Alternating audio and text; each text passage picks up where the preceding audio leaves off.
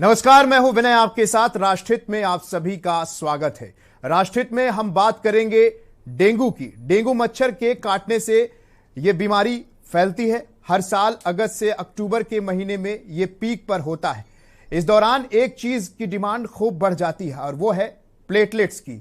हम dengue season के दौरान अक्सर देखते हैं जब किसी मरीज को डेंगू होता है तब लोग कैसे उसे प्लेटलेट्स दिलवाने की जद्दोजहद कराते हैं, जिसके चलते ब्लड बैंकों में प्लेटलेट्स की डिमांड भी बढ़ गई है। डेंगू की डंक की मार से प्रदेश में हाहाकार मचा हुआ है। वैसे तो सरकार का दावा है कि हर तरह के हालात से निपटने के लिए उसकी पूरी तैयारी है।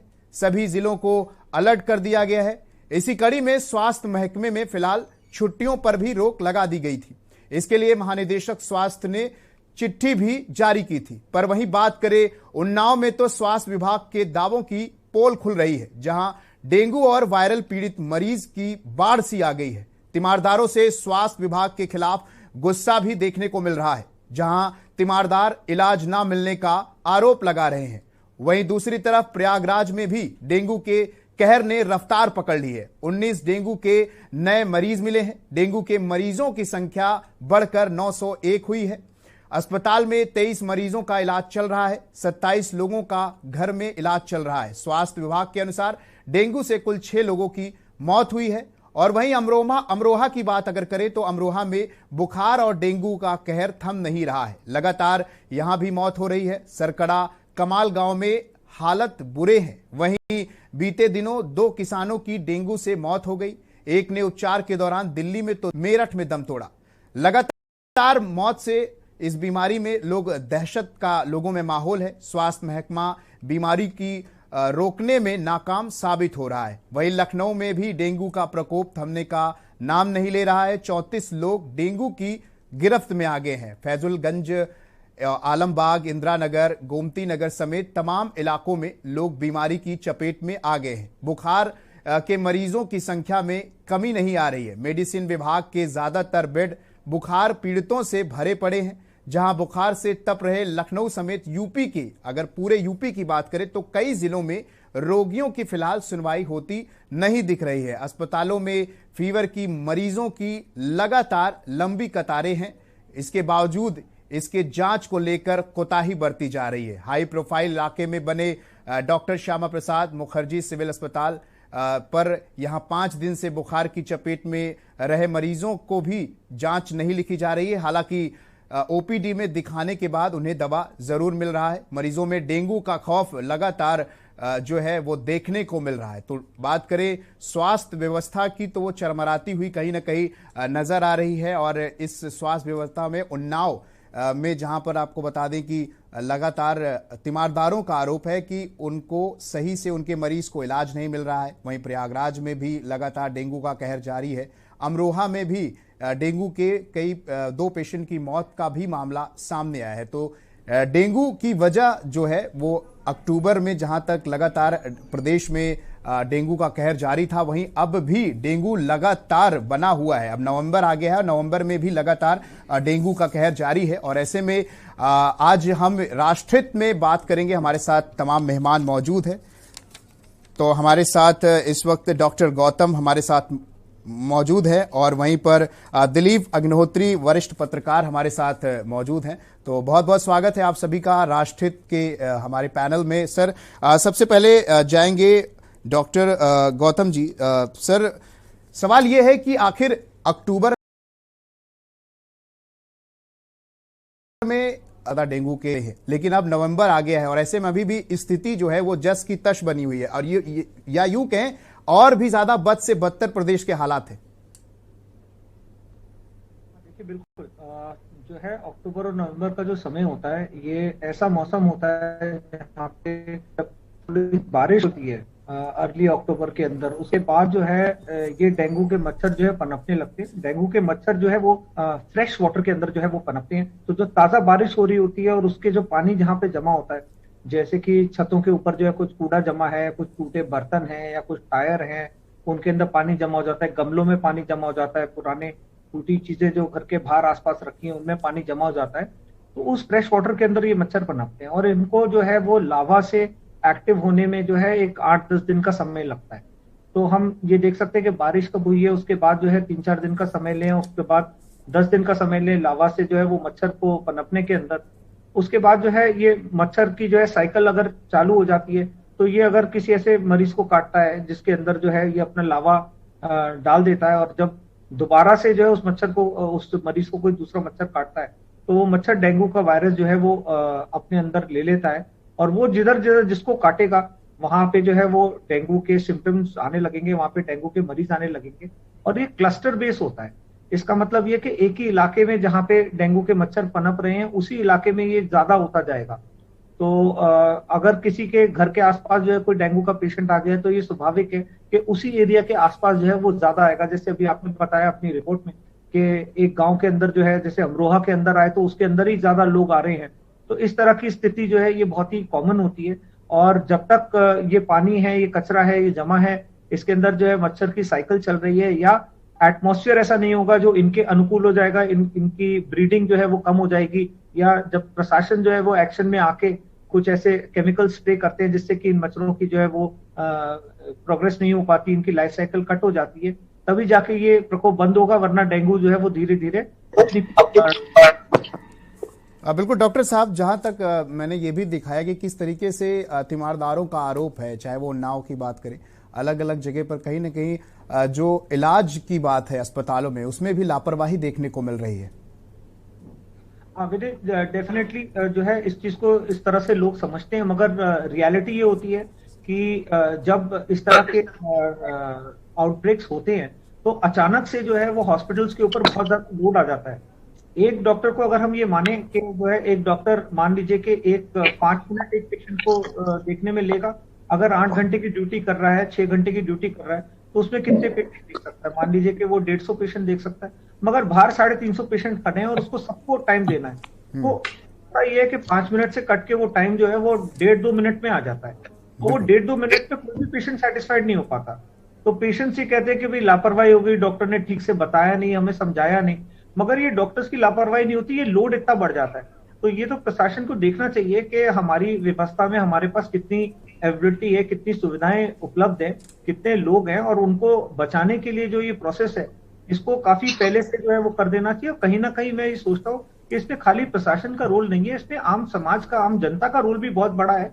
क्योंकि हर साल ये हो रहा है, हर साल हमारे घर में लोग बीमार पड़ रहे हैं, और हम जानते हैं कि जो है वो मच्छरदानी का इस्तेमाल करना है, या कोई क्रीम का इस्तेमाल करना है, या मच्छरों को पनपने नहीं देना है। सबसे बड़ी इंपॉर्टेंट चीज तो ये कि उनकी लाइफ साइकिल को कट करिए, तो उनको जो है वो उनकी बर्थ और साइकिल ही ना होने दीजिए। तो पानी और कचरे को अपने घर के आसपास से निकालिए। ठीक है डॉक्टर साहब, आपने कहा कि लोगों की भी जिम्मेदारी बनती है, उनका भी दायित्व बनता है, क्योंकि हर साल बाढ़ आता है और हर साल ऐसे में मच्छर पनपते हैं। लेकिन सवाल यह है कि आपने कहा कि लोड जो है वो बढ़ जाता है डॉक्टरों का, तो डॉक्टरों का जब लोड बढ़ जाता है तो ऐसे में थोड़ा समस्याएं होती हैं लोगों की।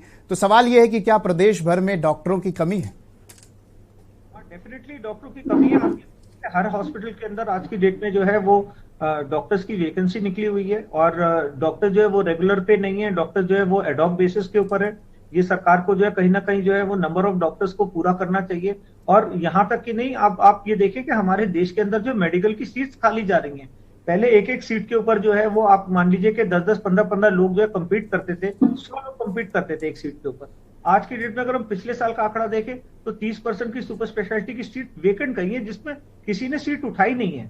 तो कहीं ना कहीं हमारे देश के अंदर जो है अगर डॉक्टरों की जो अभी दुविधा हो रही है, अब हम ये पीछे देखें कि कोविड के अंदर जो डॉक्टर मरे थे, उनमें 70% लोगों की फैमिलीज को आज तक कॉम्पेंसेशन नहीं मिला है। तो डॉक्टर्स की जो दुविधा हो रही है, उसके बाद जो है आगे लोग डॉक्टर्स बनना नहीं चाहते, और जो डॉक्टर्स हैं वो अपने बच्चों को जब डॉक्टर्स नहीं बना रहे, तो आम समाज के लोग जो है वो अपने बच्चों को डॉक्टर्स बनाते नहीं है। ठीक है डॉक्टर गौतम, आपके पास आएंगे। हमारे साथ दिलीप अग्नोत्री जी भी है, वरिष्ठ पत्रकार हैं। दिलीप अग्नोत्री जी, डॉक्टर साहब की आपने बात सुनी, और आप भी तमाम जगह आपका उठना बैठना है, और आप ऐसे में जो ये समस्याएं आ रही हैं, ये जो जैसा कि डॉक्टर साहब ने बताया कि डॉक्टर की कमी भी एक बड़ा कारण है। जो बातें बताई, निश्चित रूप से उनका हम सबके लिए महत्व है। वो विशेषज्ञ हैं इस फील्ड के, और उनकी बातों को महत्व भी देना चाहिए कि किस तरह इसमें समाज की भी जिम्मेदारी है कि वो कम से कम जो कर सकता है वो करे, थोड़ा सा पहले से लेके, चाहे वो पानी इकट्ठा ना हो, मच्छरदानी लगाएं, ये सब प्रयास किए जा सकते हैं। लेकिन आज जो स्थिति है, जैसा मैं डॉक्टर गौतम की बात से सहमत हूं कि जब एकदम से कोई इस तरह की बीमारी आती है और उसमें जो पीड़ित लोगों की संख्या जब बहुत बढ़ जाती है तो अस्पतालों के में बहुत अधिक उनका लोड बढ़ जाता है और इस कारण भी परेशानियां देखने को मिलती हैं। तो इसमें मैं समझता हूं कि एक तो पहले से जो तैयारी है उसमें मैं मानता हूं कि जो नगर पालिकाएं हैं, नगर निगम हैं, या जो भी नगर पालिकाएं हैं छोटे स्तर पे हो, छोटे कस्बों में हो या ग्राम पंचायत हो, इन सबको जो खासतौर पे अक्टूबर के शुरुआत से लेके बाद का समय है, तो पहला काम जो ये होना चाहिए कि वो छिड़काव जो है मच्छरों को मारने के लिए, ये बहुत ही गंभीरता से प्रतिवर्ष होना चाहिए और इसमें किसी प्रकार की लापरवाही नहीं होनी चाहिए। और जो छिड़काव हो वो भी पूरा का पूरा नियम से हो, ऐसा ना हो कि उसकी जगह पानी मिला दिया जाए आवश्यकता से अधिक या उसमें डाइल्यूट कर दिया जाए, ऐसा ना हो। तो एक काम तो ये करना चाहिए। दूसरा, जैसे डॉक्टरों की कमी की बात आई, तो उसमें एक कारण जैसा मैंने ये पिछले दिनों जो अध्ययन किया है उससे मैं समझता हूँ कि जैसे स्वतंत्रता के बाद देश की आबादी जब बढ़ी तो जिस तरह से मेडिकल कॉलेजों की संख्या बढ़नी चाहिए थी और नर्सिंग इंस्टीट्यूट की संख्या जैसे बढ़नी चाहिए वो नहीं बढ़ी। तो हम देखते हैं कि 70 सालों में अगर उत्तर प्रदेश की बात करें तो 1 दर्जन मानिए मेडिकल कॉलेज खुले।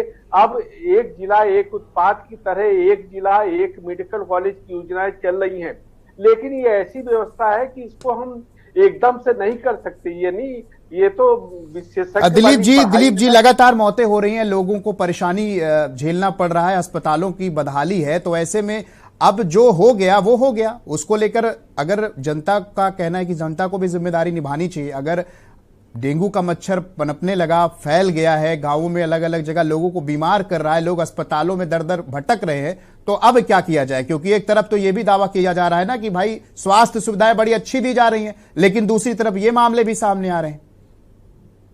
मैं वहीं पे आ रहा था, आपकी जो प्रश्न किया उसी तरफ मैं बढ़ रहा था कि मेरा मानना कि आज जो समस्या है उसका समाधान कैसे हो। तो ये एक, इसके लिए कोई ऐसा जादू जैसा काम नहीं हो सकता, लेकिन एक जैसे डॉक्टर साहब इस पैनल में हैं, तो एक जो हमने सुना है बातचीत में लोगों से, उसमें ये पता चलता है कि कुछ वायरल के भी है, वो भी डेंगू जैसे लग रहे हैं, और डेंगू वायरल ये दोनों अगर चल रहे हैं तो इसमें किस तरह के पेशेंट को ज्यादा घबराने की आवश्यकता नहीं है, किस तरह के पेशेंट को अस्पताल जाके इलाज करने की जरूरत है और कैसे वो कोई घर में भी ठीक हो सकते हैं। तो इस तरह की व्यवस्था कहीं न कहीं एक जानकारी हम लोगों को, समाज को मिलनी चाहिए कि किस स्थिति में वो अस्पताल में ही जाके भर्ती हो, किस स्थिति में घर पे रह के इलाज कर सकते हैं। तो एक ये जानकारी कहीं न कहीं हम लोगों को मिलनी चाहिए और उचित दवा मिले, उचित परामर्श मिले। अगर कोई घर में ठीक हो सकता है तो उसको घर में रहना चाहिए, लेकिन बहुत से लोग निश्चित रूप से हम लोगों को जानकारी नहीं होती, अस्पताल की तरफ भागते हैं, वहां पे भीड़ पड़ती है, तो उसमें परेशानी सबको होती है और ये एक व्यवहारिक कठिनाई है। इसको हम सबको समझ के और उसमें यथासंभव जो भी हम कर सकते हैं वो करना चाहिए। बिल्कुल, हमारे साथ डॉक्टर अरविंद जी भी हैं और उनके पास भी आएंगे। जो आपने सवाल किया है दिलीप जी उसका भी जवाब लेंगे, लेकिन माया यादव जी भी हमारे साथ है। माया यादव जी, आप सामाजिक कार्यकर्ता हैं, आपका समाज में आना जाना है, ऐसे में आप भी देखती होंगी तमाम लोग जो हैं इस डेंगू से बहुत परेशान नजर आ रहे हैं। इलाज की व्यवस्था ठीक नहीं है, तीमारदार अलग अलग जगह पर गुस्साए हुए हैं, उनका भी आरोप तमाम देखने को मिल रहा है कि किस तरीके से वो भी अस्पतालों पर आरोप लगा रहे हैं कि जांच ठीक से नहीं हो रही है, प्लेटलेट से समय से नहीं मिल पा रहा है, बड़ी दिक्कतों का सामना उन्हें करना पड़ रहा है। जी बिल्कुल सही। एक सबसे पहले तो मैं के न्यूज का बहुत धन्यवाद दूंगी कि कितना ये जरूरी न्यूज था जिसको चलाना चाहिए था। जब लोग परेशान हो रहे, एकदम कोविड वाले हालात है, 30 अगस्त तक इतने नहीं थे मरीज। अगर जो चीज हमें पता था कि इतना बरसात लेट में हुआ है तो जैसे ही बरसात रुकेगा ये फैलेगा, सबको पता था ये होना है, हर साल 2 साल 3 साल पे आता ही है डेंगू, तो क्यों नहीं वो वैसी ही व्यवस्था की गई। एकदम वही है, प्यास लगी है तब कुआं खोदा गया। अब डॉक्टर साहब ने भी बिल्कुल सही कहा कि भाई जितनी व्यवस्था है उतना वो लोग तो कर रहे हैं, डॉक्टर तो सभी बहुत अच्छा काम कर रहे हैं, नो डाउट। दिलीप सर ने भी बहुत अच्छी बात कही कि जैसे उस समय हम लोगों को न्यूज दिया जा रहा था, एक चैनल चलाया जा रहा था कि भाई अगर आपको नॉर्मल बुखार है, इतने से इतना बुखार है, आप घर में रहिए, आप अपना इलाज करिए। क्यों अस्पतालों में भीड़ जाकर के करें ना, डॉक्टर लोगों के लिए भी तो दिक्कत है ना। तो बहुत सही बात है कि हम लोगों को बताया जाए, जो अभी और अनअवेयर लोग हैं, जो मान लीजिए हमें पता है, मैं खुद पीड़ित, मैं 1 महीने से मुझे खुद फीवर आया, तो हम नहीं गए अस्पताल, दवा ले आए डॉक्टर से बात करके, ठीक है हमें पता है। लेकिन जिनको नहीं पता वो सीधा भाग जाते हैं और भीड़ बढ़ती है। जो पता चले कि क्या है, क्या जांच हो रही है, कौन इतना सीवियर है जिसको अस्पताल में जाना चाहिए, तो पहली बात इससे डॉक्टर साहब लोग पर भी लोड कम होता और दूसरे उनका इलाज भी तरीके से होता।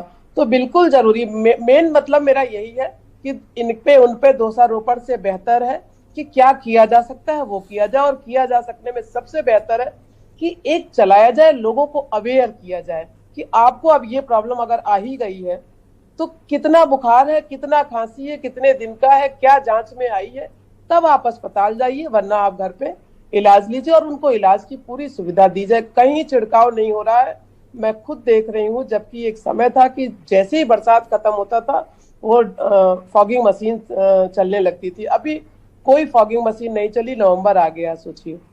सब वेट कर रहे थे कि दिवाली बीतेगा, दिए की रोशनी में मर जाएंगे।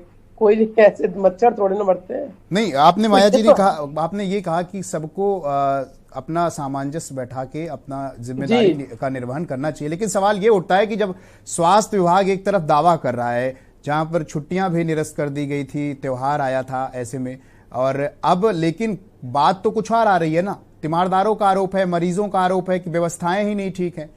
कम से कम लोगों को सही उचित समुचित व्यवस्था तो मिले वहां पे, अस्पतालों में हाल बेहाल दिख रहे।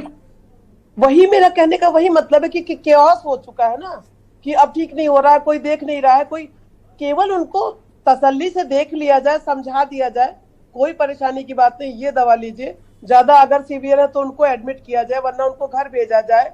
सबको एडमिट करने से ही तो इलाज नहीं, वो तो केओस ही बन रहा है ना। यही तो मेरा मतलब था कि अवेयर किया जाए लोगों को, एक मैसेज चलाया जाए, दिन भर ब्रेकिंग न्यूज पे चलाया जाए कि ये प्रॉब्लम, जैसे कोविड में होता था, जब एकदम से जगह भरने लगी अस्पतालों में, तो होने लगा ना कि आप अपने घर पे रहिए, आपको जब तक इतना सीवियर ना हो तब तक आप अस्पताल ना आइए। तो ठीक ऐसे ही किया जाए, सामंजस्य बैठाना पड़ेगा कि कुछ अस्पतालों में इलाज हो जो सीवियर होते जा रहे हैं, और कुछ का घर पे इलाज हो जो नॉर्मल है, जो कम उस पे है, जिनकी फ्रीक्वेंसी फीवर की या जो भी है वो कम हो। तो यही तरीका ही होता है। अब जब चीज आ गई है तो आप कर क्या सकते, या तो पहले से व्यवस्था करते। बिल्कुल वही चीज है कि सबको सुनना तो पड़ेगा भाई। देखिए ठीक है, ठीक है, बिल्कुल आएंगे आपके पास। डॉक्टर अरविंद जी, सवाल हमारे दिलीप जी ने कहा था कि अभी वायरल भी चल रहा है, डेंगू भी चल रहा है, और ऐसे में अगर बचाव की बात करें शुरुआती दौर में, इन लक्षणों को कैसे जाना जा सकता है, कैसे इनसे बचा जा सकता है, क्योंकि बहुत सारे लोग घबरा कर अस्पताल पहुंच जाते हैं, थोड़ा बीमार रहते हैं लेकिन घबराहट में और बीमार हो जाते हैं। सही कहा उन्होंने। इस समय डेंगू है, दूसरे वायरल फीवर्स हैं, और मलेरिया है, टाइफाइड है। तो ये इन सारी बीमारियों का एक बहुत कॉमन सीजन होता है, कॉमन बुखार होते हैं ये सब इस सीजन में।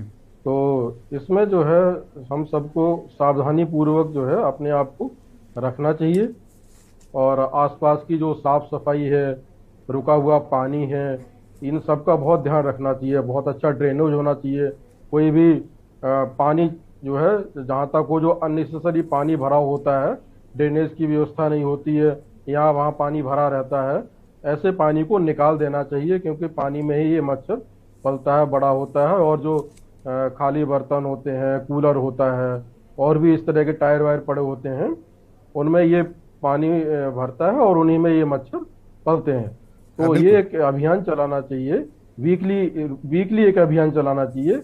इस तरह की कोई भी पानी भराव जो है कहीं भी किसी भी रूप में न रहे आसपास। ठीक है, एक दर्शक भी डॉक्टर साहब हमारे साथ आ गए हैं।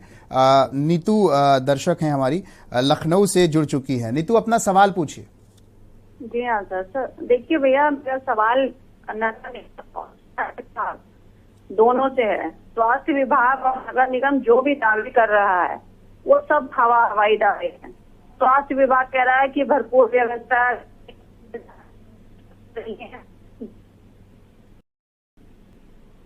आवाज कट रही है शायद नीतू की। एक दर्शक और है हमारे साथ, प्रेम है, चेन्नई से जुड़ चुके हैं। प्रेम, अपना सवाल पूछिए।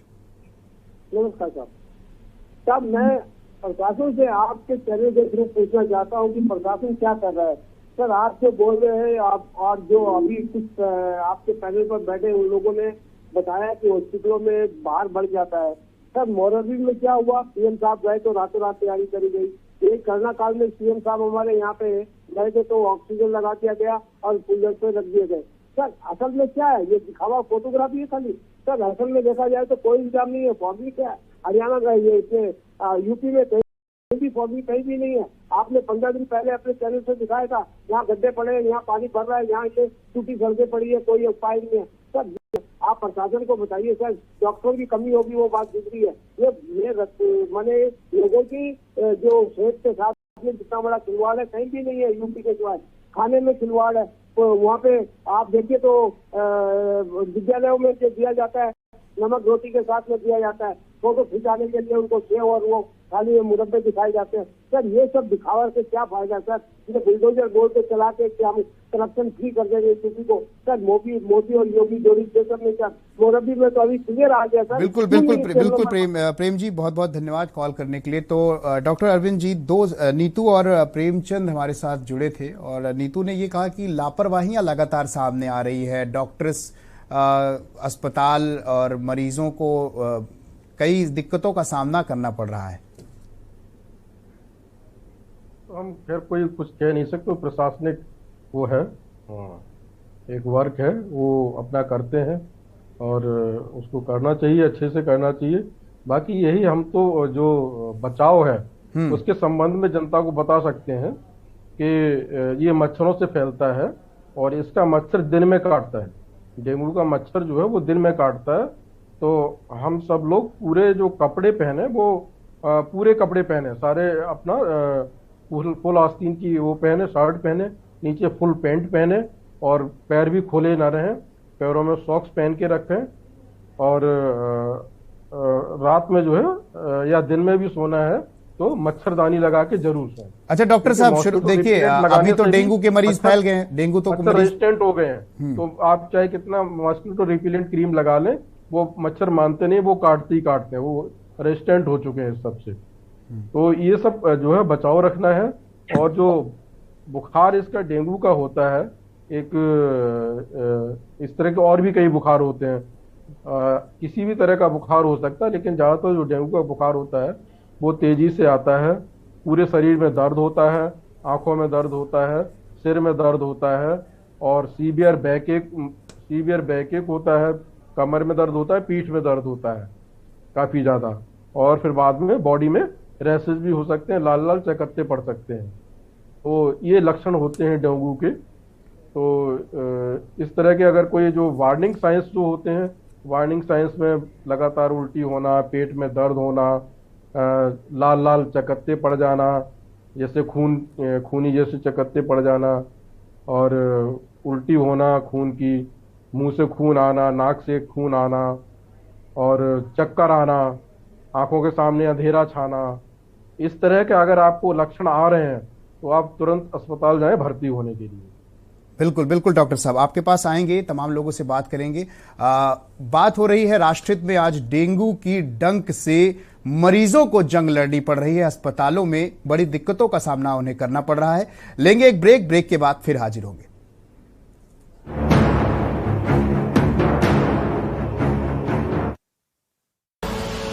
आप देख रहे हैं के न्यूज, खबरों का सारथी। देखें कौन नया खिलाड़ी आया है, समझा देते हैं, प्यार से समझाएंगे। ये तो अपनी जुबान है। जुबान एक हो तो दिल भी एक होने चाहिए। विमल बोलो जुबान केसरी। मस्त मस्त मस्त मस्त मस्त है, बड़ी मस्त है, टेस्ट में भी लज्जत है। बावर्ची की सोया बड़ी बड़ी मस्त है। बावर्ची न्यूट्री सोया बड़ी, इसमें है हाई प्रोटीन जो खाने को बनाए एक हेल्थी डाइट और टेस्ट में बड़ी मस्त है। आप देख रहे हैं के न्यूज, खबरों का सारथी।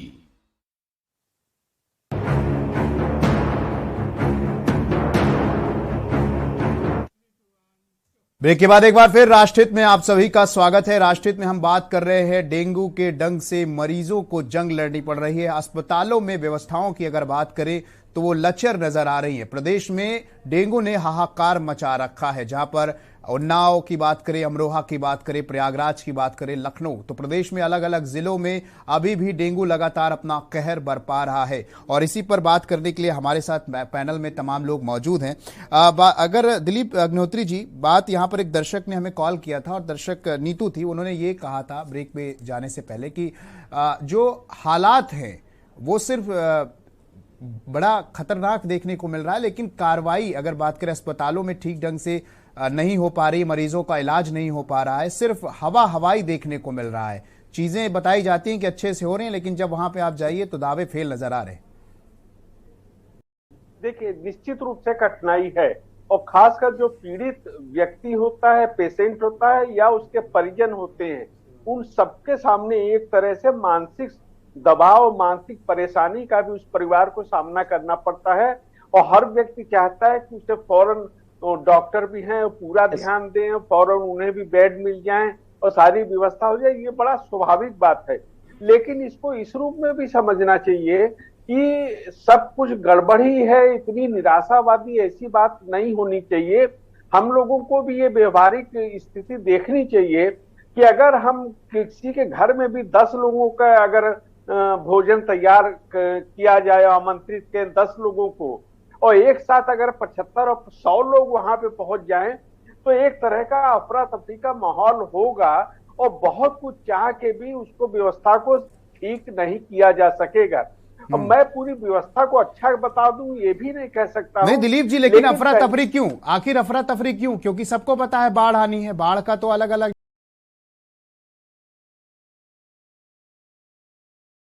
जगह पीड़ित का पानी जब, उसके बाद तो दिक्कतों का सामना, तमाम तरीके की बीमारियां आती हैं, तो उसको लेकर प्रशासन को तो पहले ही मुस्तैद हो जाना चाहिए। जी बिल्कुल होना चाहिए था पहले से, लेकिन जो जगह की स्थिति है, जो अस्पतालों में बेड की स्थिति है, उसको एकदम से बहुत बढ़ा देना कहीं न कहीं ये कठिनाई का सामना है। लेकिन इससे जो पीड़ित व्यक्ति है उसको संतुष्ट नहीं किया जा सकता है कि व्यवस्था इस कारण खराब है। फिर भी जो हमारे डॉक्टर बंधु हैं वो यथासंभव अपना योगदान कर रहे हैं, कार्य कर रहे हैं, इन परिस्थितियों में भी जी जान से जुटे हुए हैं। और इस व्यवहारिक कोटाई को समझते हुए भी हम मैं पुनः फिर अपने पैनल में जो दोनों हमारे डॉक्टर बंधु हैं, ये लोग कोई इस बारे में अच्छी जानकारी दे पाएंगे, बता पाएंगे। मेरी तरफ से आप प्रश्न करिएगा कि एक बार फिर वही बात कि किसको अस्पताल आना चाहिए, किसको घर में ही रह के धैर्य के साथ अपना इलाज करना चाहिए, जिससे वो पेशेंट भी सही हो, उसको भी घर में एक आराम मिले, उचित सुविधा मिले। और जिस तरह हमारी बहन ने कहा कि कोरोना में जैसा हो रहा था, तो अगर ये इस तरह की व्यवस्था हो जाए, जो घर में इलाज करा रहे उनको भी अगर जगह पहुंचाई जा सके, तो एक अच्छा प्रशासन के लिए भी अच्छा होगा, सुविधाजनक होगा। और जो पीड़ित लोग हैं, पीड़ित उसके परिजन हैं, उनको भी कहीं न कहीं से इसमें आराम मिलेगी। बिल्कुल बिल्कुल। तो डॉक्टर गौतम आपके पास आएंगे, लेकिन उससे पहले हमारे साथ एक दर्शक जुड़ चुके हैं, मोहम्मद हारून सीतापुर से। हारून, अपना सवाल पूछिए। जी, अरे हमारा सवाल ये है कि डेंगू बहुत चल रहा है, तो मतलब जो ये प्रधानमंत्री वाला कार्ड होता है, इसमें हमको ये जानकारी चाहिए, आप सिस्टम से पता लगाए तो ये बताएं कि मतलब डेंगू का इलाज कार्ड हो जाता है कि नहीं। अच्छा, आयुष्मान कार्ड की बात कर रहे हैं आप? शायद संपर्क कट गया, कोई नहीं, उस पर हम बात करेंगे। लेकिन डॉक्टर साहब, एक सवाल यहां पर यह है कि अक्सर क्या होता है कि डेंगू के जो पेशेंट होते हैं, शुरुआती लक्षण उल्टी आती है, कमजोरी लगती है, वो भी हम आपसे जानेंगे। लेकिन एक सवाल यह है कि लोग अपने घरों में क्या इसको देसी नुस्खे का इलाज कर सकते हैं? क्योंकि तमाम लोगों का ये मानना है कि पपीते का पत्ता पीस के पी लेंगे, बकरी का दूध पी लेंगे तो इससे ठीक हो जाएगा। लेकिन कुछ लोगों को यह भी देखा गया है कि खुद इलाज करते करते वो अस्पताल भी पहुंच जाते हैं, कुछ लोग खुद से इलाज कर सकते हैं। तो किस सिचुएशन में खुद डॉक्टर बने और किस सिचुएशन में अस्पताल का सहारा लें, यहां पर आप ये बताएं। जो है, मैं जितने लोगों ने पहले बात की है, मैं उनकी बातों से सहमत हूँ। सबसे पहले जो है जागरूकता होना बहुत ज्यादा जरूरी है। और कहीं ना कहीं जिस तरह से मीडिया ने जो है कोविड में बढ़ चढ़ के हिस्सा लिया था जागरूकता फैलाने में, और मैं मानता हूं कि कोविड को अगर हिंदुस्तान से हटाने में एक बहुत बड़ा हाथ मीडिया का है तो मैं कहीं गलत नहीं होऊंगा। तो इसी तरह से जो है जागरूकता जो है वो दोबारा होनी चाहिए। दूसरी चीज ये है कि हमारे प्रशासन को देखना चाहिए कि हर बार रिएक्टिव एक्शन लेते हैं। जब कोई चीज हो जाती है तो उसकी जो खाना पूर्ति करने में और उसको व्यवस्था सही करने में रिएक्टिव एक्शन लेते हैं। तो बीमारी कोई एक ऐसी चीज है जिसके लिए हमें प्रोएक्टिव एक्शन लेना चाहिए, पहले से ही जो है कुछ चीजें तैयारी कर देनी चाहिए। उसके बाद यह है कि जो हमारे दर्शक बोल रहे हैं कि आयुष्मान कार्ड चलेगा, तो आयुष्मान कार्ड बिल्कुल चलेगा। आपके पास अगर आयुष्मान कार्ड है तो आप हॉस्पिटल जाके अपना पूरा बढ़िया इलाज ले सकते हैं और आपको कोई भी चीज की दिक्कत नहीं आएगी। और अगर जो हमारे पेशेंट्स हैं जिनको बुखार हो रहा है, तो सबसे पहले ये हम देखें कि अपना बचाव करने की कोशिश करें। और अगर फिर भी हमारे को बुखार हो जाता है तो हमें थोड़ा सा जो है वो समझदारी से और थोड़ा सा जो है वो ये देखना चाहिए कि किस तरह का बुखार हो रहा है। तो बुखार में अगर सर दर्द हो रहा है, कमर में दर्द हो रहा है, गला खराब हो रहा है, जुकाम हो रहा है, तो ये लक्षण जो है वायरल फीवर के हो सकते हैं, ये लक्षण डेंगू के हो सकते हैं। अगर रात में जो है साथ में हमारे को ठंड लग के जो है चिल्स आ रहे हैं, जिसके अंदर जो है वो पूरी बॉडी में कपकपी मच रही है, तो ये लक्षण जो है मलेरिया के हो सकते हैं। तो इसके अगर हमारे को कोई लक्षण होते हैं तो ऐसे लक्षण के साथ हमारे को जो है अपने पहले ओपीडी के डॉक्टर जो होते हैं, हमारे क्लिनिक के डॉक्टर होते हैं, फैमिली डॉक्टर होते हैं, उनके पास हमारे को जाना चाहिए। उनसे हम जो है वो बेसिक अपना जांच करा सकते हैं, जिसके अंदर हम एक सीबीसी की जांच करते हैं, डेंगू, मलेरिया, टाइफाइड की जांच कर सकते हैं और उसके अंदर इन बीमारियों को हम डिफरेंशिएट कर सकते हैं। और जरूरी नहीं है कि इनिशियली के टेस्ट के अंदर कुछ बहुत आ भी जाए, मगर एक निर्देश मिल जाता है हम लोग को, एक डायरेक्शन मिल जाता है कि किस डायरेक्शन में जो है पेशेंट की बीमारी जा रही है। उसके बाद जो है उसकी सिंपल मेडिकेशंस होती हैं, सिंपल मेडिकेशन से रेस्ट करना बहुत जरूरी होता है। अब इनिशियली जब कम बुखार होता है या हल्का बुखार होता है तो उस समय लोग क्या करते हैं कि अपना काम जारी रखते हैं। जी ऑफिस जाना भी जरूरी है, काम करना भी जरूरी है, घर में अगर महिलाएं तो वो कहेंगी जी खाना बनाना भी जरूरी है। तो जब वो ये करने लगते हैं, बॉडी को रेस्ट नहीं अच्छा मिलता और हाइड्रेशन अच्छा नहीं मिलता है हमारी बॉडी को, तब इसके लक्षण जो है वो बढ़ जाते हैं। जैसे कि कमर में दर्द हो गया, लूज मोशन हो गया और बीपी कम हो जाता है ऐसे पेशेंट्स का जिनको लूज मोशन ज्यादा हो जाता है। तो रेस्ट लेना बहुत ज्यादा जरूरी है, साथ में हाइड्रेशन अच्छा रखना बहुत ज्यादा जरूरी है। यानी दिन के अंदर जो है 3-3.5 लीटर पानी जो है वो पीना एक व्यक्ति के लिए बहुत ज्यादा जरूरी है। अगर आपको फीवर आ रहा है तो आपकी बॉडी में से जो है फ्लूइड का इनसेंसिबल लॉस बहुत ज्यादा हो जाता है। अगर आप डायबिटिक नहीं है तो आप इलेक्ट्रॉल का पाउडर लेके या कोई आप चीनी नमक का घोल बना के भी जो है वो पी सकते हैं। ये सारी चीजें बहुत अच्छी हैं। डेफिनेटली हमने जो है कुछ एक्सपेरिमेंट्स करे थे साइंस के अंदर और कुछ स्टडीज ऐसी आई हैं जो कहती हैं कि पपीते का जो एक्सट्रैक्ट होता है उससे जो है प्लेटलेट्स की मेच्योरिटी थोड़ा जल्दी होने में हमारे को फायदा मिलता है। तो इसको जो है ट्राई कर सकते हैं। मगर ये जो बिल्कुल क्रूड होता है ना, पपीते के पत्ते पीस के और उसका जूस निकाल के लेना, तो उससे जो है कई बार पेट की दिक्कत समस्या ज्यादा बढ़ जाती है और पेशेंट जो है वो बाद में पेट का दर्द लेके आते हैं, वो बहुत लंबे टाइम तक ठीक नहीं होते। तो गलोय के पत्ते या पपीते के पत्ते लोग कहते हैं, मगर ये अगर कोई औषधि है, कोई यूनानी या कोई आयुर्वेदिक औषधि है और उसको कोई यूनानी या आयुर्वेदिक डॉक्टर ही आपको प्रिस्क्राइब करे तो मैं समझता हूँ कि वो बहुत बेटर होगा। बाकी एलोपैथी के अंदर भी ऐसी मेडिसिन हैं अवेलेबल जो कि प्लेटलेट्स को थोड़ा सा अपलिफ्ट जल्दी कर देती हैं। अब बात करें अगर हम बकरी के दूध की, तो मुझे लगता है कि उससे कोई फायदा नहीं होता है, मगर यह है कि हाँ बकरी का दूध बहुत महंगा बिकता है जो कभी पहले महंगा नहीं बिकता था। और फल फ्रूट जो है वो बहुत लेने चाहिए, खासकर वो फल जिनके अंदर विटामिन सी ज्यादा है, जैसे कि सिट्रस फ्रूट्स होते हैं वो लेने चाहिए हमारे को। कीवी इसमें बहुत फायदा देता है, तो कीवी का फल जो है वो लेना चाहिए। अनार या अनार का जूस लेना चाहिए अगर आप डायबिटिक नहीं है। तो इन चीजों को हम डेफिनेटली ट्राई कर सकते हैं, मगर इसके साथ साथ समझदारी इसमें रहेगी कि आप अपने प्लेटलेट काउंट जो है वो रूटीनली कराते रहें। और कहीं अगर हम ये देख रहे हैं कि प्लेटलेट काउंट अगर डिप हो रहे हैं, डाउन जा रहे हैं, एक लिमिट से ज्यादा डाउन जा रहे हैं, तो हमें फिर हॉस्पिटल की तरफ जाना चाहिए और अपने डॉक्टर से सलाह लेनी चाहिए। बिल्कुल डॉक्टर साहब, अगर प्लेटलेट्स की बात करें तो क्या प्लेटलेट्स की कम होने पर, कितना कम होने पर तुरंत अस्पताल जाना चाहिए? देखिए नॉर्मल प्लेटलेट काउंट जो है वो 1.5 लाख से ज्यादा होने चाहिए, 4.5 लाख और 1.5 लाख के बीच में होने चाहिए। मगर अगर हमारे प्लेटलेट काउंट जो है वो कंटिन्यूसली कम हो रहे हैं, तो अगर कंटिन्यूसली कम होने में उसमें हम गति देखते हैं कम होने की। अगर एक दिन 1.5 लाख है और अगले दिन 1 लाख है, मतलब 50,000 प्लेटलेट काउंट कम हो गया हमारे, तो इसका मतलब ये कि स्पीड बहुत ज्यादा है कम होने की और हमारे को तुरंत हॉस्पिटल जाना चाहिए। मगर अगर एक दिन हमारे 1 लाख है, 1.5 लाख है और दूसरे दिन हमारे 1,20,000 है और तीसरे दिन हमारे 1,18,000 है, तो शायद प्लेटलेट काउंट जो है बहुत तेजी से कम नहीं हो रहे। तो अगर आप अपने आप को बहुत ज्यादा बीमार नहीं फील कर रहे तो आप हॉस्पिटल जाने को अवॉइड भी कर सकते हो उस समय।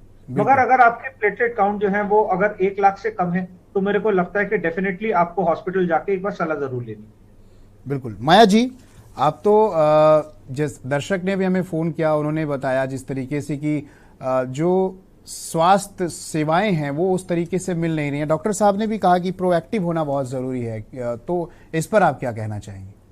जी, यही बात मैं अभी डॉक्टर साहब बिल्कुल सही कह रहे हैं कि लोगों को जागरूक किया जाए, इतना हाइपर ना किया जाए। जो चीज सामने आ गई है पहले उससे निपटा जाए। ये अलग बात है कि प्रिकॉशंस लेना चाहिए था और पहले से तैयारी करनी थी। जैसे अभी मैं छठ पूजा में भी गई थी, इतना पानी बरसा था, जितने खाली प्लाट हैं आप समझिए सब में पानी भरा हुआ है और सब में मच्छर पनप रहे हैं। और जैसा अभी सर ने भी बताया था कि वो ज्यादा नहीं उड़ते हैं, शायद घुटनों के नीचे ही काटते हैं ज्यादातर, तो फुल स्लीव और फुल पैंट पहने, जो प्रिकॉशंस है। मेन मुद्दा यही है कि प्रिकॉशंस लें, उनको अवेयर किया जाए, उनको जल्द से जल्द जो सीवियर है उनको पूरा इलाज दिया जाए। बिल्कुल सही है, उनको दोष देने से कुछ नहीं होने वाला है। हाँ, गवर्नमेंट का जो काम था वो नहीं कर पाई है, निश्चित रूप से ये फेलियर है। इसको कहने में मुझे नहीं लगता कि कोई भी हिचकेगा। डॉक्टर साहब ने भी बिल्कुल माना कि हाँ तैयारी होनी चाहिए थी। बिल्कुल सही बात है। अरविंद कुमार जी, डॉक्टर अरविंद कुमार जी, सवाल ये उठता है कि जो लोग हैं, अगर देखिए एक सिचुएशन ऐसा आया था, आपको भी पता है, हम सबको पता है कि जब 2020 आया था, मार्च बीता था, उसके बाद लॉकडाउन लगा था, लोगों को घर से निकलना बंद कर दिया गया था क्योंकि कोविड, बड़ी भ्रांतियां थी कोविड को लेकर। शुरुआत में तमाम जगह लॉकडाउन कर दिया गया, समस्याएं बढ़ी, अस्पतालों में भीड़ देखने को मिली। लेकिन डेंगू तो हमको पहले से पता है ना, कोविड तो तब पता नहीं था, कोविड नई चीज थी हमारे लिए। लेकिन डेंगू जो है वो तो हर साल आता है, हर साल उसकी समस्या होती है, तो उसको लेकर क्या पहले से तैयारियां नहीं की जा सकती? बिल्कुल, इसको पहले से तैयारियां की जा सकती हैं और एक जागरूकता अभियान चलाने की जरूरत है। जागरूकता अभियान में लोगों को समझाया जाना चाहिए मीडिया के थ्रू कि डेंगू में क्या क्या लक्षण होते हैं और कैसे फैलता है और हमें क्या क्या सावधानियां बरतनी चाहिए और इसका क्या क्या इलाज है। एक ये भी बताना चाहिए कि डेंगू का हमारे पास कोई भी स्पेसिफिक ट्रीटमेंट नहीं है, यानी कि कोई भी इसका श्योर शॉर्ट इलाज नहीं है। इसका डेंगू का जो भी इलाज हम लोग करते हैं वो सिर्फ सपोर्टिव इलाज होता है और उसी सपोर्ट को हम देते हैं मरीज को, उसी सपोर्ट से मरीज को ताकत मिलती है, मरीज को हम सस्टेन करते हैं और इसी में मरीज की अपनी इम्यूनिटी काम करती है। वो धीरे धीरे करके सपोर्ट से उससे ठीक हो जाता है, मरीज अपनी इम्यूनिटी से ठीक हो जाता है। इसका कोई इलाज नहीं है। तो ये लोगों को बताना चाहिए कि ये खतरनाक बीमारी है। अगर किसी को कॉम्प्लिकेशन हो जाता है तो आप दुनिया में कहीं भी चले जाइए, कोई भी आप सुविधा ले लीजिए, आप जो है ठीक नहीं हो सकते किसी भी हालत में।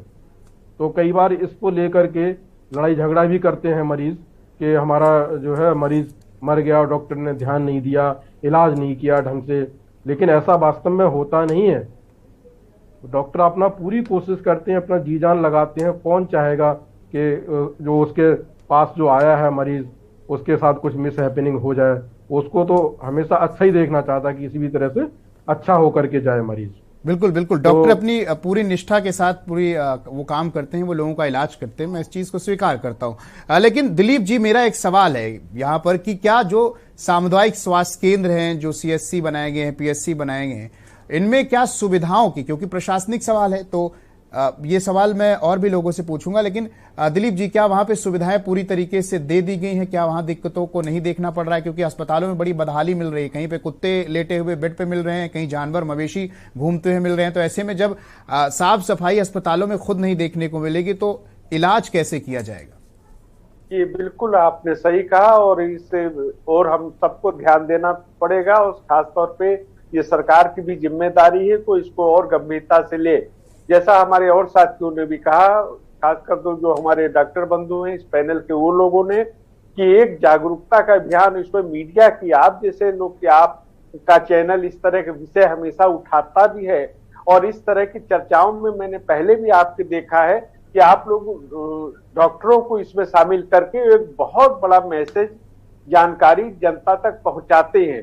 तो इस तरह का एक जागरूकता अभियान भी चलना चाहिए और ऐसा नहीं कि जब हर साल की ये समस्या है, बरसात के बाद, बाढ़ के बाद, जल भरने के बाद ये सब समस्याएं आती हैं, संचारी रोग होते हैं, तो उनको लेकर एक जागरूकता के अभियान इस समय से पहले इसको शुरू कर देना चाहिए, जिससे बाढ़ की राहत का लोग समय से पहले उसकी शुरुआत करना चाहिए।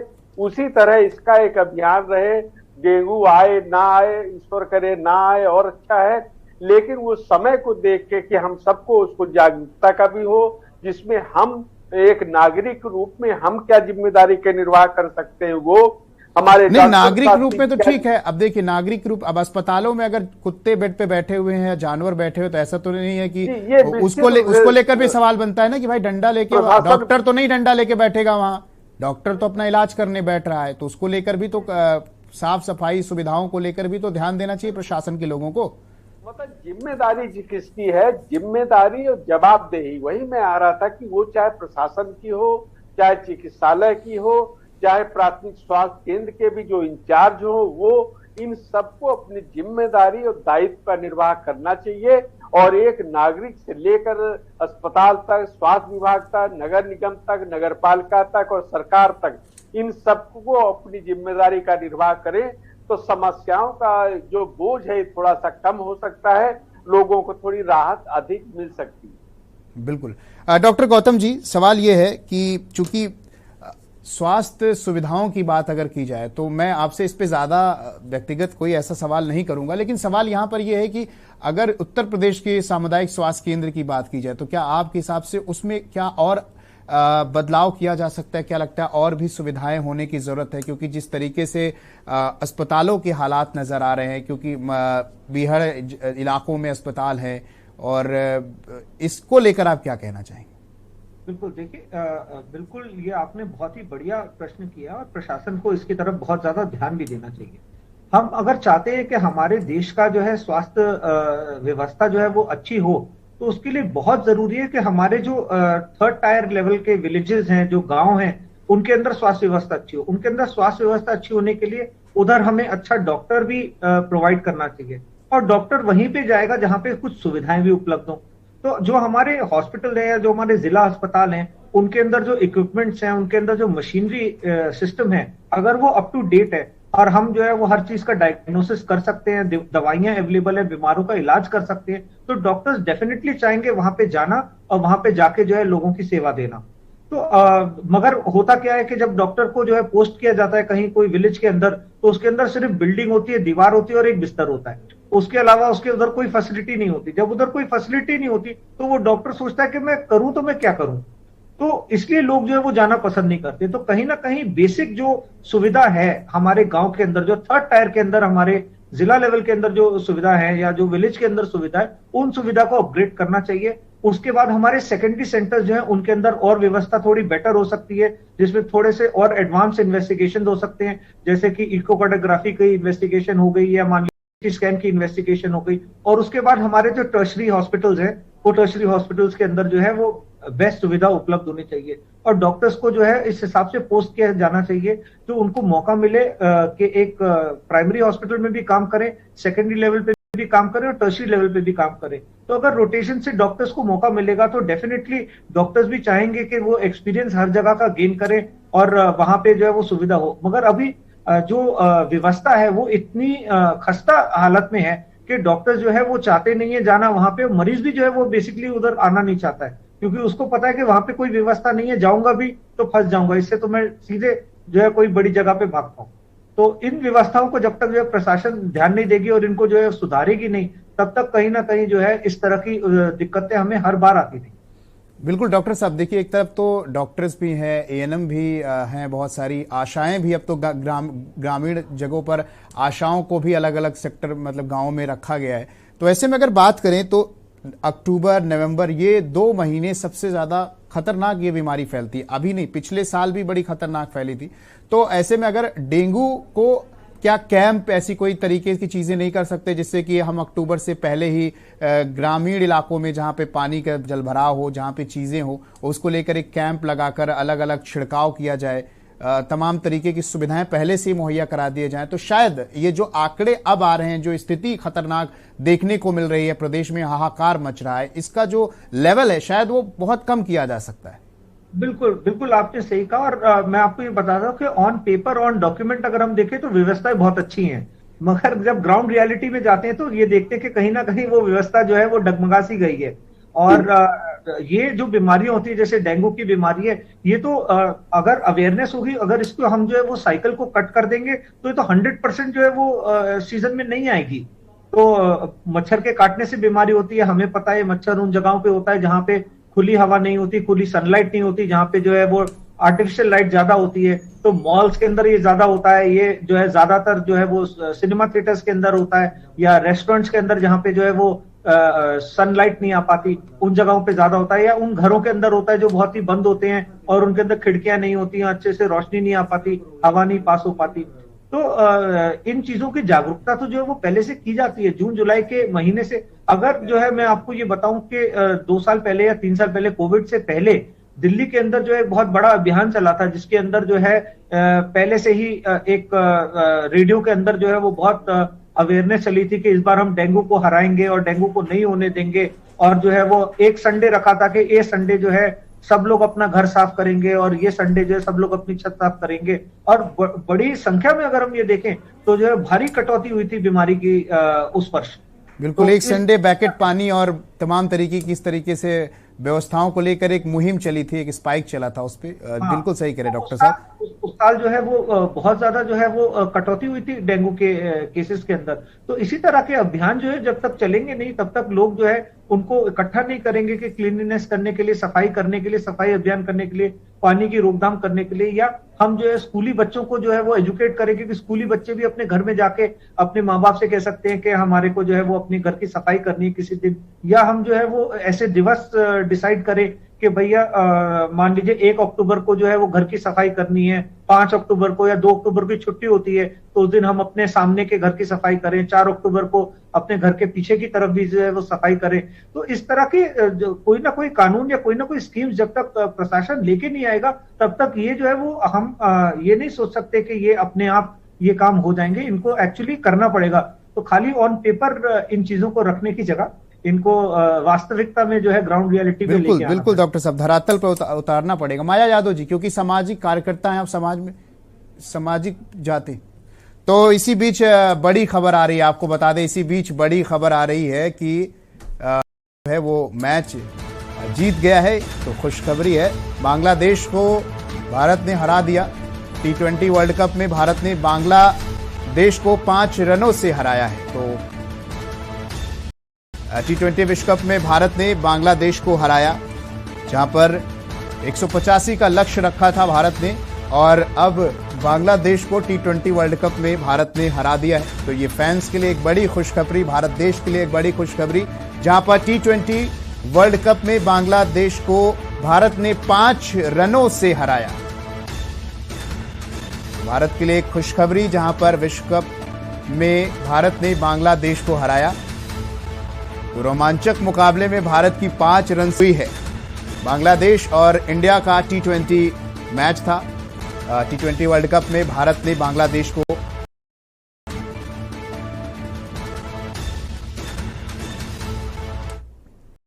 तो राष्ट्रहित में हम बात कर रहे हैं, डेंगू के डंक से मरीज जंग कर रहे हैं, तीमारदारों को बड़ी परेशानी हो रही है अस्पतालों में। तो हमारे साथ पैनल में तमाम लोग मौजूद हैं। माया यादव जी, मैंने आपसे सवाल किया था। सवाल यह है कि देखिए, डॉक्टर साहब ने बताया कि व्यवस्थाएं और अच्छी होनी चाहिए, क्योंकि सुविधा बहुत जरूरी है, लेकिन उस हिसाब से सुविधाएं नहीं मिलती है। अस्पतालों में डॉक्टर को भेज दिया जाता है तमाम सामुदायिक स्वास्थ्य केंद्र में, जहां सिर्फ उसे एक बेड मिलता है, एक बिल्डिंग मिलती है और कुछ नहीं मिलता। लेकिन सवाल यह है कि क्या समाज में भी लोग अपनी जिम्मेदारी अगर बाखूबी निभाएं, क्योंकि देखिए पानी गांव में बड़ी तरीके से ग्रामीण इलाकों में ये बीमारी फैलती है और एक करके लोगों को चपेट में लेने लगती है। तो आप क्या कहना चाहेंगे इस पर? बिल्कुल, हम लोग जैसा कि आपने कहा, सामाजिक कार्यकर्ता हम लोग, और हम लोग अलग अलग एरिया में अभी दिवाली पे ही दिवाली की मिठाइयां बांटने हर जगह गए हैं। और निश्चित रूप से हम सबकी जिम्मेदारी है। मैं तो ये कहूंगी कि सोशल जो वर्कर्स हैं इनको भी कुछ जिम्मेदारियां दे देनी चाहिए, गवर्नमेंट की तरफ से देनी चाहिए कि आप जा करके कुछ ना करें तो अवेयर तो करें ही करें। सिंपल आप क्रोसिन जो सेफ है, कोई भी दवा वैसे तो हम नहीं दे सकते बिना डॉक्टर के बिल्कुल कहे, लेकिन जैसे कि जो जनरल दवाएं हैं जैसे क्रोसिन वगैरह ज्यादातर मैंने सुना कि सेफ होती हैं, वो कोई भी दे सकता है अगर। और जैसे डॉक्टर साहब ने बताया कि कैटेगराइज कर दें कि कितना बुखार और कितने दिन तक रहता है, तो आपको डॉक्टर के यहाँ जाना, अरे एडमिट होना चाहिए, वरना आपको ये इलाज करना चाहिए। जैसे कि उस समय हो रहा था, सेम वही कोविड वाला हाल था कि हम लोग को 3-4 दवाएं फिक्स थी कि हम ये विटामिन सी लेंगे, ये लेंगे, और वो उससे काफी कंट्रोल भी कर पाया गया था कोविड में, जो जब बहुत सीवियर हालत थी, मैं भी पीड़ित थी उस समय। तो एकदम उसी तरह से भी हम लोग कर सकते हैं। पहला काम देखिए, मुझे लगता है पहला काम तो छिड़काव करा दें। मच्छर बहुत जबरदस्त मच्छर है भाई, मैं बता रही, मैं छठ पूजा में गई थी गोरखपुर, अभी जितने प्लाट आगे पीछे खाली हैं सब में मच्छर है, पानी भरा हुआ है, पानी बहुत देर तक बरसा इस बार। तो पहला काम तो छिड़काव करा दें, 2-3 एक ग्राउंड लेवल पे काम कर दें। पहला काम छिड़काव करा दें, दूसरा काम अवेयरनेस कर दें, तीसरा जो है डॉक्टर जैसे ही अस्पताल में मरीज जाता है कैटेगराइज कर ले वहां पर जाते ही कि ये घर पे ठीक हो सकता है, इसको यहाँ एडमिट करने की जरूरत है, इस कौन बहुत ज्यादा सीवियर है। ये चीज जब हो जाएगा, चैनलाइज हो जाएगी सारी चीजें, तो इतना केओस नहीं होगा। तो बात वही है कि कितना हम अवेयर कर पाए, और बिल्कुल सामाजिक कार्यकर्ता होने के नाते हम लोग खुद इस बात को पूरी जिम्मेदारी से हम लोग जाकर, और क्रोसिन हम अपने लेवल से भी, हमारे मेडिकल स्टोर कुछ हमारे फ्रेंड्स के हैं जो खुद देते हैं कि आप बांटिए, और हम लोग बांट रहे हैं। बिल्कुल बिल्कुल, आपके पास बिल्कुल समय का थोड़ा अभाव है। डॉक्टर हमारे साथ डॉक्टर अरविंद जी, सवाल ये है कि क्या केरोसिन से, क्योंकि जैसा माया जी ने बोला कि केरोसिन को पानी में डालने से क्या जो मच्छर या लार्वा जो पनपते हैं, क्या उससे वो मरते हैं, या ब्लीचिंग पाउडर का ही इस्तेमाल करने से ऐसा होता है? केरोसिन से भी मरते हैं, और उसमें जो लार्वा होता है वो जीवित नहीं रह पाता है। तो ये छिड़काव करना चाहिए, सब जो भी फिजिबल है, जो भी कर सकते हैं लार्विसाइडल एजेंट जो डाल करके, तो वो करना चाहिए। तो लार्ज स्केल पे करना चाहिए, और ये जब बीमारी होने लगती है तब नहीं, इससे पहले करना चाहिए, क्योंकि जब बीमारी होने लगी तब तो उसका कोई फायदा ही नहीं है। हाँ, आगे और ना हो, बढ़े नहीं, ये कर्टेल किया जा सकता है, तो इसका तो ध्यान रखना चाहिए। बिल्कुल, हमारे पास समय कम है। डॉक्टर साहब, एक चीज आप बताइए, अभी जैसे किसी को ये फील हो रहा है कि कमजोरी है, थकान हो रही है, तो सबसे पहले उसे क्या करना चाहिए? पहली प्रतिक्रिया उसको क्या करना चाहिए? क्या डायरेक्ट अस्पताल जाना चाहिए, चेकअप कराना चाहिए, क्या करना चाहिए उसे? नहीं, अगर बहुत कमजोरी फील हो रही है तो अस्पताल तो तुरंत जाना चाहिए, और अस्पताल जाने से पहले जैसे पानी पीना है। अक्सर क्या होता है कि जो बुखार होने की वजह से शरीर टेम्परेचर बढ़ता है, टेम्परेचर बढ़ने की वजह से पानी जो शरीर का होता है वो काफी बाहर जाता है, निकलता है, और उसके कंपैरिजन में मरीज उतना पानी पीता नहीं है, तो शरीर में डिहाइड्रेशन हो जाता है, और खाना पीना भी कम खाता है, तो एनर्जी लेवल कम हो जाता है, और दूसरा बीमारी होता है। तो ये कई सारे फैक्टर हो जाते हैं, उसकी वजह से ये कमजोरी फील होती है।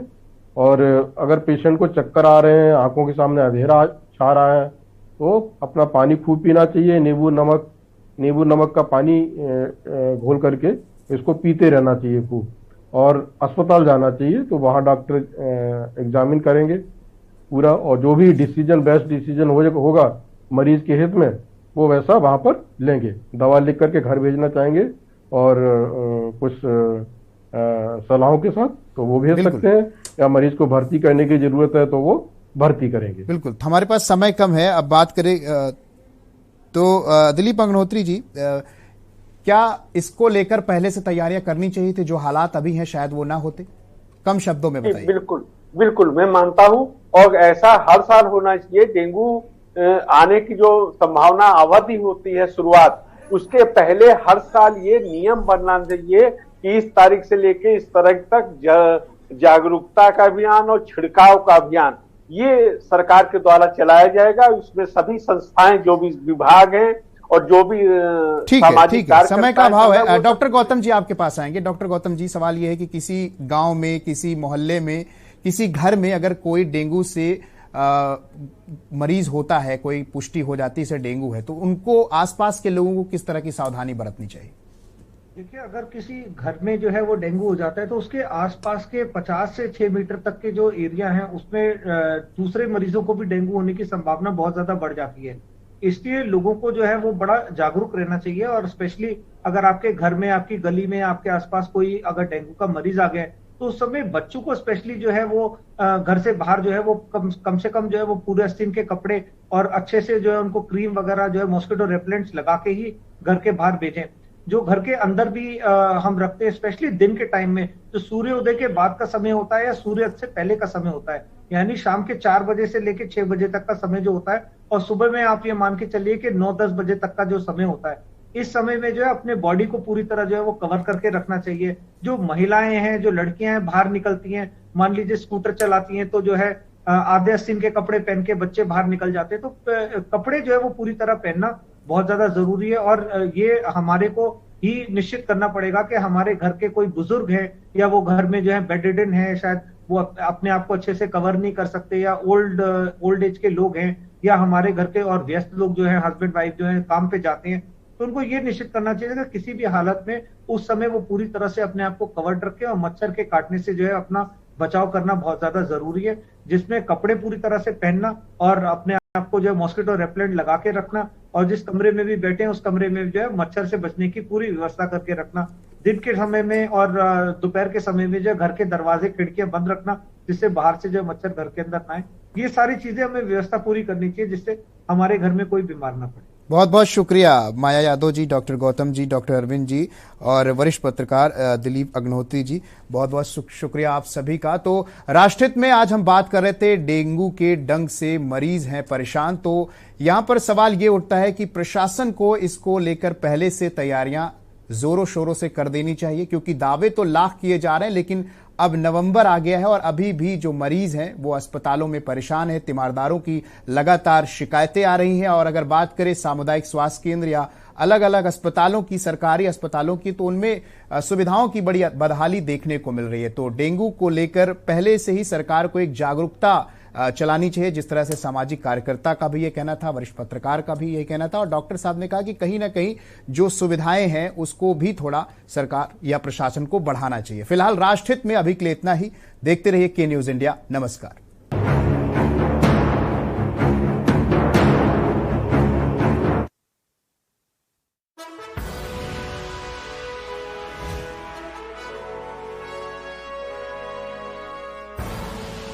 आप देख रहे हैं के न्यूज, खबरों का सारथी। विकसित भारत के विराट संकल्प के साथ देश लगातार आगे बढ़ रहा है। इस संकल्प की सिद्धि में हमारे करदाताओं की है महत्वपूर्ण भूमिका। सभी करदाता निभाएं अपना कर्तव्य और निर्धारण वर्ष 2022-23 की अपनी आयकर रिटर्न 7 नवंबर तक ई फाइल करें। याद रखें, उन सभी करदाताओं को जिनके खातों का ऑडिट अनिवार्य है, निर्धारण वर्ष 2022-23 की अपनी टैक्स रिटर्न 7 नवंबर 2022 तक ई फाइल करनी होगी। ड्यू डेट तक टैक्स रिटर्न फाइल न करने पर आपको ब्याज और जुर्माना लग सकता है तथा कोई भी अनएडजस्टेड बिजनेस लॉस अथवा कैपिटल लॉस कैरी फॉरवर्ड नहीं होगा। अधिक जानकारी के लिए www.incometax.gov.in पर लॉग ऑन करें। प्रत्येक आय करदाता एक राष्ट्र निर्माता। देखें कौन नया खिलाड़ी आया है, समझा देते हैं। प्यार से समझाएंगे। ये तो अपनी जुबान है। जुबान एक हो तो दिल भी एक होने चाहिए। विमल, बोलो जुबान केसरी।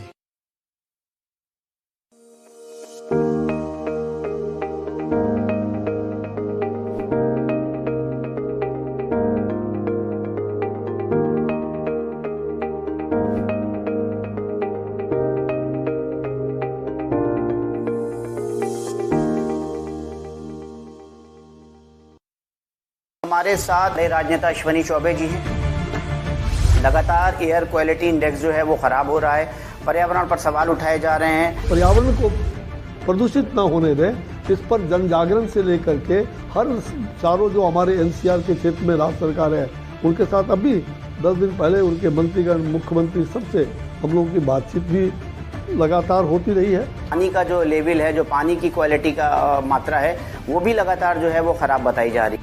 गंगा सिंधुश्च कावेरी यमुना च सरस्वती रेवा महानदी गोदा ब्रह्मपुत्र पुणात्मा, इन तमाम नदियों पर हमारा काम चल रहा है। नमी में गंगे के प्रोजेक्ट पर बहुत सारी उंगलियां उठ रही हैं। मुझे लगता है कि पहले उंगलियां उठती होंगी, लेकिन अब नरेंद्र मोदी की सरकार में उंगलियां उठना बंद हो गया। प्रोजेक्ट आप ही की सरकार का है। प्रोजेक्ट नमामि गंगे हमारे हैं। केंद्रीय मंत्री अश्विनी कुमार चौबे के साथ पॉलिटिकल एडिटर शबी हैदर की खास बातचीत देखिए इस गुरुवार दोपहर 2:30 बजे सिर्फ के न्यूज इंडिया पर।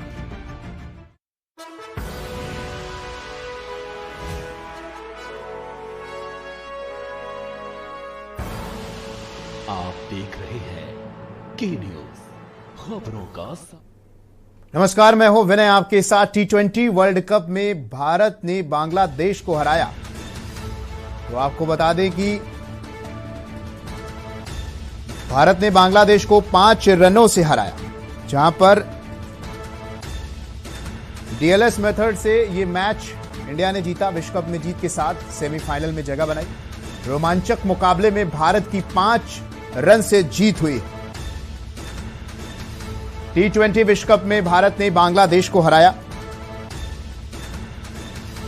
तो इंडिया ने 184 रन बनाए थे 6 विकेट पर 20 ओवर में। वहीं पर बांग्लादेश ने 145 रन बनाए 6 विकेट पे 16 ओवर में। तो डीएलएस मेथड के द्वारा 151 रन का।